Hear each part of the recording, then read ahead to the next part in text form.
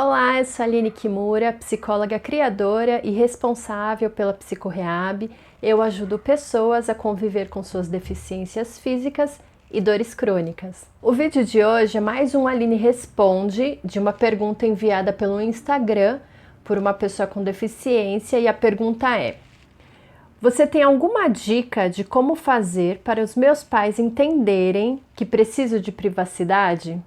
Para responder essa pergunta, eu quero trazer 3 pontos sobre a privacidade. O primeiro é do Dicionário de Psicologia, o segundo do Estatuto da Pessoa com Deficiência e o terceiro é a diferença entre autonomia e independência. Eu vou ler as definições de privacidade no Dicionário de Psicologia. 1. O estado no qual o nível desejado de interação social de um indivíduo ou de um grupo não é excedido. 2. O direito da pessoa de controlar psicológica e fisicamente o acesso de outros ao seu mundo pessoal, por exemplo, regulando a intromissão de outros através do uso de barreiras físicas e outras, por exemplo, portas, repartições, e regulando a própria liberação de informação na forma de comunicação com outros. 3. O direito de pacientes e de outras pessoas, por exemplo, consumidores, de controlar a quantidade e a disposição da informação que eles divulgam sobre si mesmos. Então, a partir das definições aí do Dicionário de Psicologia, nós podemos entender que privacidade tem a ver com a delimitação da relação entre eu e o outro. Então, onde é o meu mundo e onde é o mundo do outro. E o quanto que isso pode entrar, o quanto que o outro pode vir e entrar no meu mundo. Esse controle, esse desejo, eu que defino.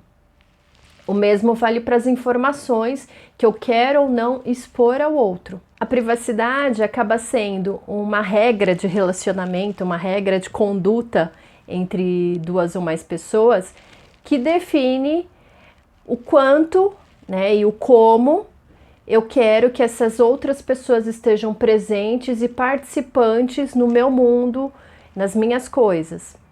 O outro ponto que eu quero destacar é o Estatuto da Pessoa com Deficiência, a Lei Brasileira de Inclusão, ou a Lei 13.146 de 2015. Essa lei tem disponível na internet para baixar, ou se vocês preferirem, tem lá no meu site, psicorreab.com.br, no setor de downloads. O que eu quero destacar é o livro 2, parte especial, título 1, do Acesso à Justiça, capítulo 2, do Reconhecimento Igual perante a Lei, artigos 84 e 85. Eu vou ler partes desses artigos. A pessoa com deficiência tem assegurado o direito ao exercício de sua capacidade legal em igualdade de condições com as demais pessoas. Quando necessário, a pessoa com deficiência será submetida à curatela conforme a lei. É facultado à pessoa com deficiência a adoção de processo de tomada de decisão apoiada. A definição de curatela de pessoa com deficiência constitui medida protetiva extraordinária, proporcional às necessidades e às circunstâncias de cada caso e durará o menor tempo possível. A curatela afetará tão somente os atos relacionados aos direitos de natureza patrimonial e negocial. A definição de curatela não alcança o direito ao próprio corpo, à sexualidade, ao matrimônio, à privacidade, à educação, à saúde, ao trabalho e ao voto. De acordo com o Estatuto, a pessoa com deficiência tem capacidade civil, ou seja, ela tem a capacidade de tomar decisão sobre si e sobre a própria vida. Em alguns casos, ela tem a possibilidade de escolher uma ou mais pessoas para auxiliar nessa tomada de decisão, que é a tomada de decisão apoiada. Nesse caso, ela escolhe pessoas que vão auxiliar na tomada de decisão, mas essas pessoas não vão decidir por ela. E no caso da curatela, a ideia é diminuir um possível prejuízo maior no âmbito das áreas de negócios e patrimônios. E aí por isso que a curatela pode intervir em alguns casos de forma pontual, somente para esses tipos de assuntos. Todos os outros, incluindo a privacidade, a curatela não tem nenhum domínio. O terceiro ponto que eu quero trazer aqui é a diferença entre autonomia e independência. Isso é um ponto que eu bato muito na tecla, porque no dia a dia eu vejo que isso se mistura. Independência é a capacidade que uma pessoa tem de realizar uma tarefa sem ajuda. Para ela estar independente, é preciso que a maioria das funções estejam preservadas, né? Então, por exemplo, uma pessoa com uma deficiência física pode ter uma limitação que necessite de ajuda de alguém. Talvez ela não consiga realizar todas as tarefas e aí ela precisa de uma ajuda. Então, nesse caso, ela é dependente do auxílio de alguém. A autonomia tem a ver com a liberdade de escolha, tomada de decisões, criar regras para a própria vida. Isso não tem nada a ver com dependência e independência. A autonomia tem a ver com, sim, eu precisar ter as funções cognitivas, né, a partir do pensamento, da compreensão, estarem preservadas para que eu consiga tomar decisões com consciência. Mas não tem nada a ver, por exemplo, com uma limitação motora. Eu posso muito bem escolher, solicitar que alguém faça por mim, se eu não puder fazer, mas eu planejar, eu escolher, eu decidir. Isso tem a ver com autonomia. Eu quero citar 3 pontos em que a privacidade, na relação entre a família e a pessoa com deficiência, essa privacidade fica enfraquecida. O primeiro ponto tem a ver com a dependência e a relação com o corpo. Por conta da dependência, muitas vezes o corpo da pessoa com deficiência fica totalmente exposto. Então, por exemplo, quando eu preciso de ajuda para tomar um banho, para me ajudar a urinar, passar uma sonda, me trocar, o meu corpo acaba não tendo esse limite, né, de proteção, o quanto que eu quero que o outro faça parte disso, veja o meu corpo ou não. Por quê? Porque eu necessito do auxílio aí do outro. Outro ponto tem a ver com espaço físico mesmo. Muitas vezes, dependendo da intensidade da dependência, eu necessito que o outro sempre esteja presente comigo, me levando, me transportando, me auxiliando em várias atividades no dia a dia.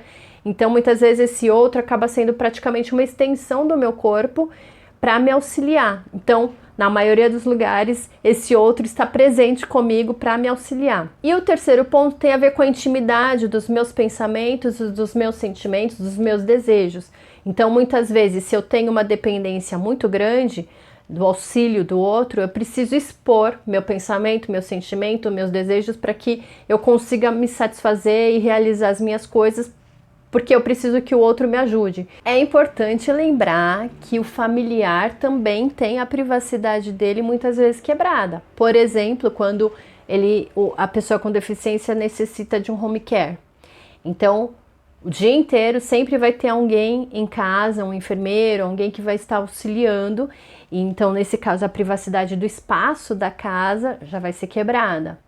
Ou quando é um familiar que o tempo todo está disponível para aquela pessoa com deficiência, a privacidade, o tempo, o espaço que esse familiar teria para ele, para si próprio, também é quebrado. Então, voltando à pergunta inicial, que era dicas de como fazer os pais dessa pessoa com deficiência entender que ela precisa da privacidade. Eu vou dar dicas para a pessoa com deficiência e dicas para a família. Para a pessoa com deficiência, o diálogo, sempre diálogo, né? Se a gente parte do princípio de que as pessoas são autônomas, né? Cada um é único, então significa que eu tenho um pensamento, um sentimento e o outro tem o outro. E para que ele entenda o que se passa dentro de mim, é por meio da comunicação. Ele não tem obrigação alguma de adivinhar o que eu estou pensando e o que eu estou sentindo, é pela comunicação. Então, para impor limites, para que a família entenda que essa privacidade é importante para você, você precisa comunicar. E essa comunicação ela tem que ser feita com delicadeza. Por quê?